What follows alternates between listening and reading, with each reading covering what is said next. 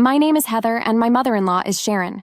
She is one of the most entitled and attention-seeking women I know. I have no idea how my husband, her son Vince, turned out to be such a good man. That was probably due to his father, Philip, who was a great man and loved me. But Vince and Philip were both doormats when it came to Sharon.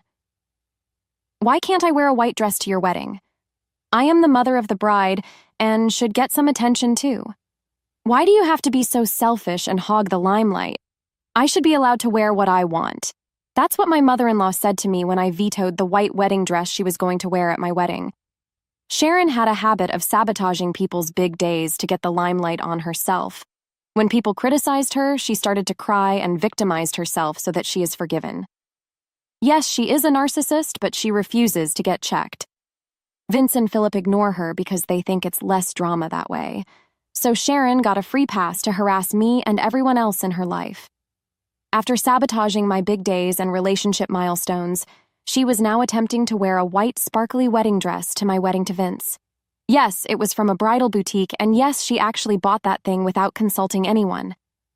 She was not happy when I said, "Look, I get it that you are the mother of the groom and want to look good, but the invites clearly say that no one else can wear white, let alone a wedding dress. You are being a bride stealer, Sharon. Heather, this is no way to speak to your mother-in-law. It won't kill you to have me wear a white dress. You were just scared I will look better than you. This rule applies to everyone, Sharon. You can wear whatever you want, but not white. You need to return the dress and get something else." Vince, will you let your freaking wife get away with this? She is being a brat. To her surprise, Vince agreed with my sentiments, and so did Philip. They made her return the wedding dress and get something in light pink. She sulked, but didn't say much. All good, right? Knowing Sharon? Probably not. I knew her well enough to know that she would get me some other way, and I was not disappointed. One day, when we were at her house, she pulled me aside and said, "I need to tell you something important. It's not a request. I want you to do something for me at the wedding." "Okay. What do you want, Sharon?" "You are going to make a special thank you speech for me at your wedding." I was pretty taken aback by what I had just heard. At first, I felt that I had imagined the entire thing. Did Sharon really just tell me to dedicate a thank you speech to her? Thank her for what? For ruining my big days and trying to remove me from Vince's life? Nothing made sense to me. Sharon freaking wanted a separate thank you speech? I am not sure I heard it right or understood you properly, Sharon. Would you please repeat that for me? God, I always knew you were a dense, dumb girl. You don't have to prove me right all the time. I said that I want you to prepare a special speech for me where you will thank me for making your relationship and the wedding happen. But that's not quite true, is it? I don't know what you want me to say, Sharon. I think it would be more appropriate for Vince to say these things. Why don't you talk to him about it? I know my son, Heather. He will definitely make a special speech for me. But people will expect that since I am such an amazing mother. It needs to come from you, because people won't be expecting it. My friends would be so jealous, and everyone would think I am such an amazing mother-in-law. This is the least you can do after not allowing me to wear what I want. There it was. Sharon was back at her attention-seeking shenanigans again. She wanted me to pretend that the whole wedding dress fiasco didn't happen. I was baffled by the sheer audacity of this woman. I had no idea why I was still being such a freaking doormat, and I was slowly getting mad at Vince again for not standing up for me. Now, here I had two options. One, I could say no and give Sharon the space to do something even more drastic as an attention-seeking tactic. Or, I could agree to her dumb demand and figure out how to turn against her. So I asked her for some time and went back home. For an entire week, Sharon kept blowing up my phone with her demands. I was still unsure about what to do. This was adding just way too much stress to my life, and I wanted to scream. Thankfully, one night, Vince noticed these texts and asked me about them. After I told him everything, he was furious. "Heather, you don't have to do this. Ignore my insane mother. She doesn't deserve a thank you speech from you anyway." I know, but I'm scared that if I say no, she'll do something even more drastic. We know how far she can go, Vince. I'm just so helpless right now. I keep waiting for her to mess up my day or do something horrible again. I'm I'm sorry, Heather. I never should have let it go this far. I know you have been under a lot of pressure. This is entirely my fault. I don't know how to help you now. God, I am so stupid.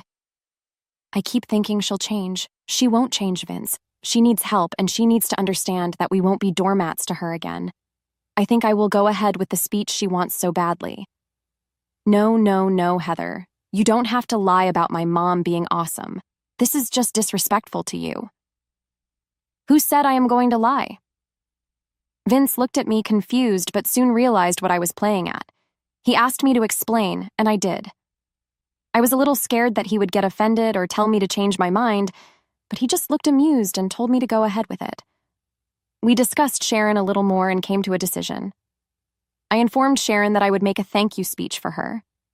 The day of the wedding went pretty smoothly, actually. Since I had given in to Sharon's demands, she kept her craziness to a minimum. I immediately knew that I had made the right choice.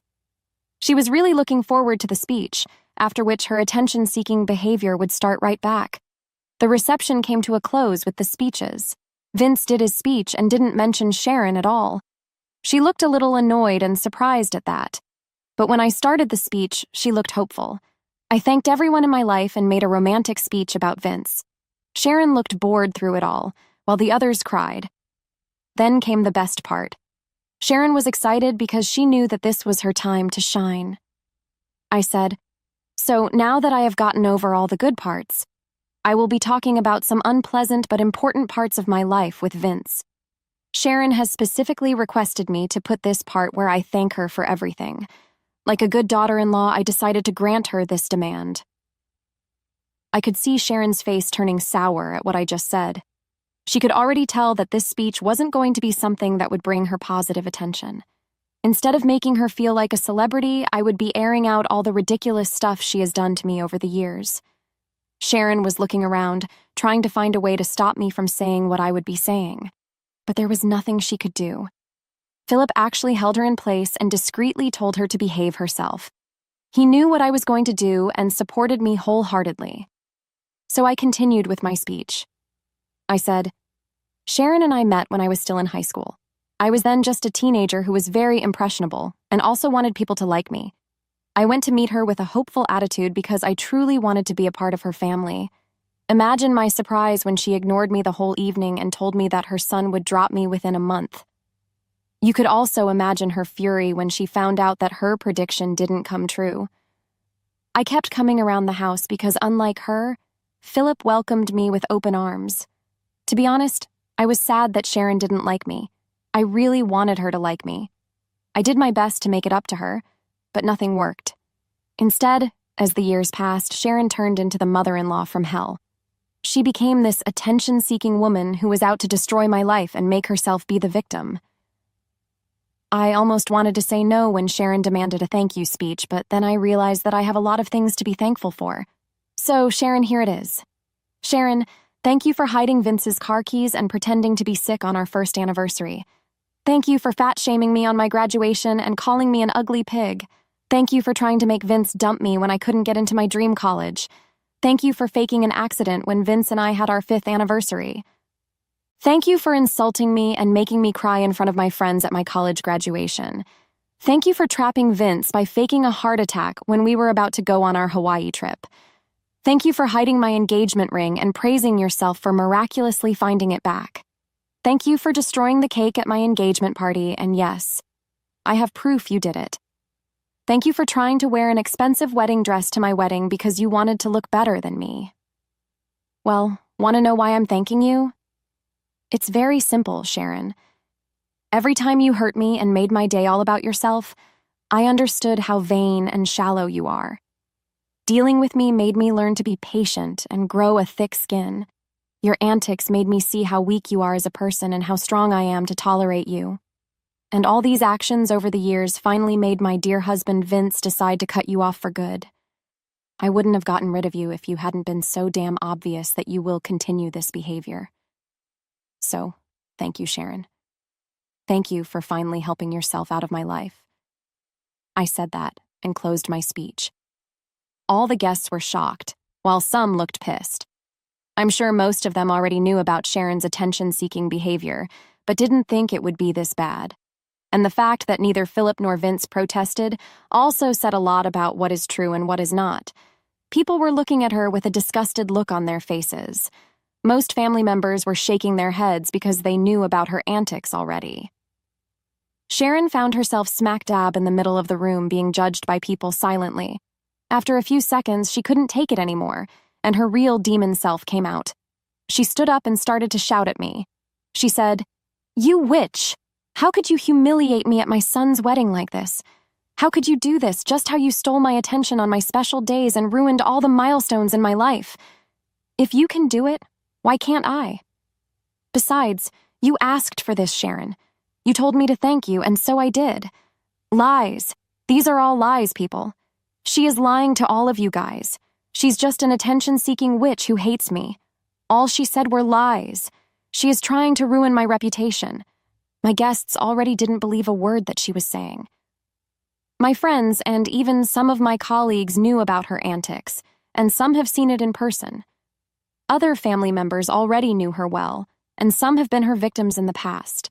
Her own sister especially was casting her some really nasty glares. Sharon was trying hard to convince everyone that my stories were fabricated. I didn't even have to defend myself. Guys, Philip and Vince stood up for me, I said. Mom, are you seriously calling my wife a liar? I was there when all this stuff happened. I was the one whose attention you wanted most of the time. How can you say Heather is lying? Sharon, you need to own up to your mistakes and take responsibility. Most of the people here have seen your behavior up close. Almost everyone knows that what Heather said is true. The rest, you don't know. Know it today. How dare you to take Heather's side? She did all to humiliate me, and all you were doing is supporting her. She shouldn't have aired our dirty laundry in front of everyone. She did this on purpose. Of course she did this on purpose, Mom, Vince interjected. You are the one who demanded and hounded her to write a thank you speech for you, so she made the best of the situation. She told everyone how your ridiculous behavior helped her. Did you expect her to actually fabricate her stories and make you look good? That's enough, Mom, Vince continued. You need to shut up or leave the venue. I have had enough of you today. You insulted my wife for years and didn't even spare her at her own wedding. Look what you are doing now. Don't speak to me like that, Vince. Your wife has insulted me in the worst possible way, and you were taking her side. This is unacceptable. She just wants to be the center of attention and put me down to make herself look good. How could you tolerate this, Vince? None of what you said is true, Mom, Vince replied firmly. I have seen your texts to Sharon demanding her to include you in a thank you speech. I know you wanted to steal the limelight today. You won't even accept your mistake, Mom. I have nothing to say anymore. I have defended you even when you were in the wrong. I am not doing that anymore. Heather wasn't lying when she said that I wanted to go no contact with you. I am telling you that in person and in front of everyone right now. I am done. This alarmed Sharon to a great extent. Her eyes bulged out and she looked like she was about to have a panic attack. I sarcastically thought it was great that she was turning my wedding into a drama night, but I also had some blame for it. What could I do when Sharon was up my butt making stupid demands that would only hurt her own image?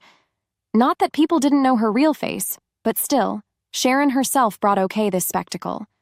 Now she was not at all happy with all the negative attention she was getting.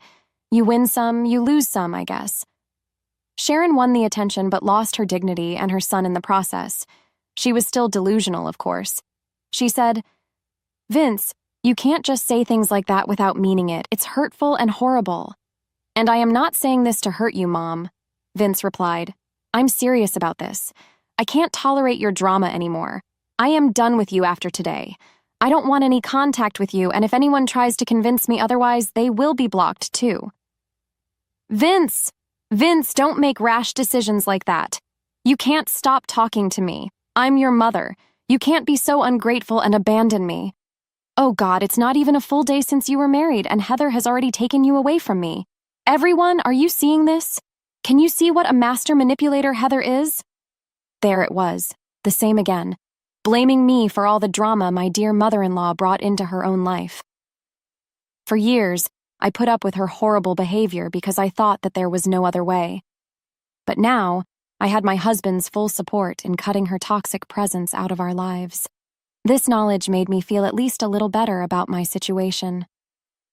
Meanwhile, Sharon's good days were about to end. She was going to face some real consequences for her behavior instead of having people coddle her, and the fallout was definitely becoming even more epic. Vince was almost red in the face from the stupid accusations that Sharon was throwing at him. But before he could get into another argument with Sharon, Philip spoke up. Yes, this demure man who preferred to stay the heck away from his wife and her drama decided to put himself smack dab in the middle of it. What he said was truly shocking. He said, "Shut up, Sharon. Just for God's sakes, shut the hell up. Your erratic and entitled behavior has gone on for a freaking long time already. For once in your life, just shut up and stop victimizing yourself." What the hell, Philip? Why are you shouting at me? Has Heather manipulated you too? Oh God, Heather, what is wrong with you? Why are you influencing my husband too? Sharon retorted. Don't talk nonsense, Sharon. I have lived with you for 37 years. I know exactly how much of a vain woman you are. No one has to teach me or anyone else anything. Everyone here knows what you are, Sharon. Today, you just drove it home that you won't change. Vince says that he is done with you. I support his decisions and have made one for myself.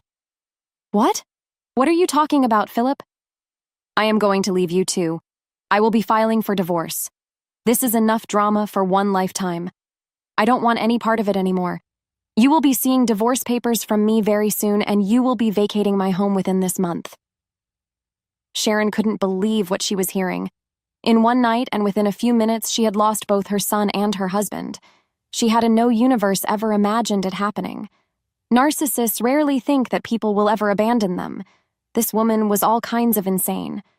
Anyway, since Vince and Philip never really stood up to her, she thought that she could push their buttons and never face any backlash.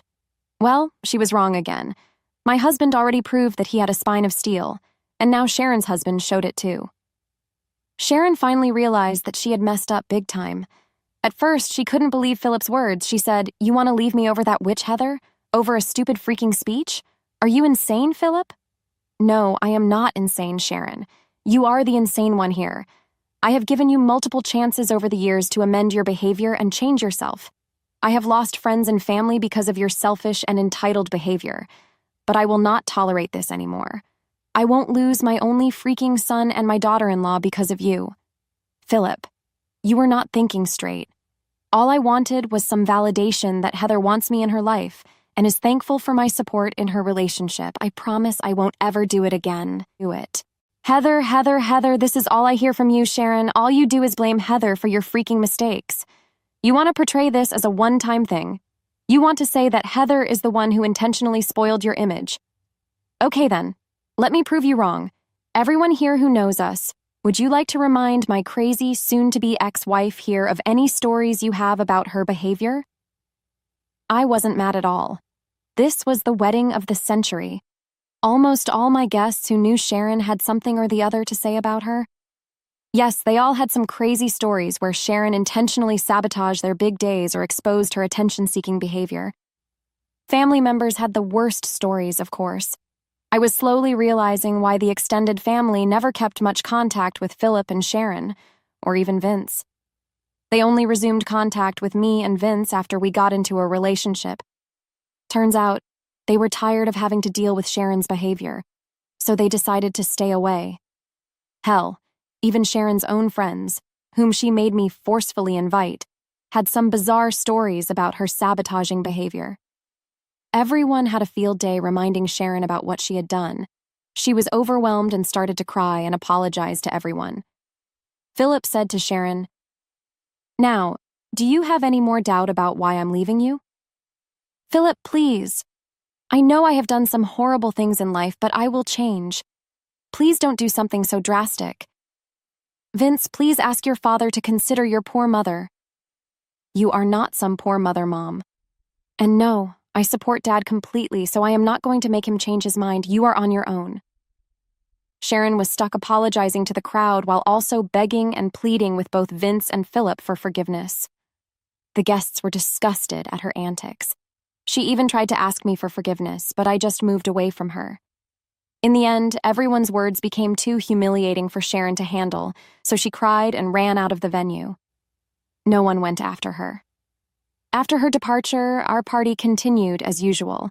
The reception was almost done, so it's not like any part of my wedding got spoiled. The guests didn't mind the drama, and neither did I. As the days passed, Sharon realized that both Vince and Philip meant every word they said. Vince and I blocked her on all our social media and phones. She was turned away from the door when she came begging and crying for help. Why was she asking us for help?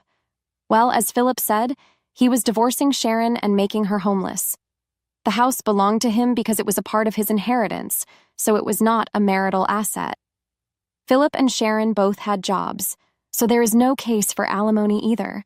Sharon would soon be homeless and wanted us to take her in or something since she was busy spending her money on beautifying herself. She had almost zero savings and couldn't even afford a lawyer anymore.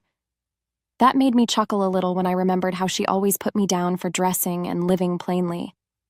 I guess living in opulence was finally catching up to her. Yes, Sharon did recognize her wrongs, but it was hard to tell. People like her need their heads examined, and we didn't stick around anymore to find out if she did. A year has passed since Philip divorced her, and he is already dating an amazing woman. Vince and I got a promotion at our jobs and finally bought a new house. Thankfully, Sharon has stayed away from us. Actually, she does call and text sometimes, but we never answer. She has moved in with a distant relative of hers because she was the only one who offered her any sort of assistance. She now lives far away in a different state, and I hope she never comes back.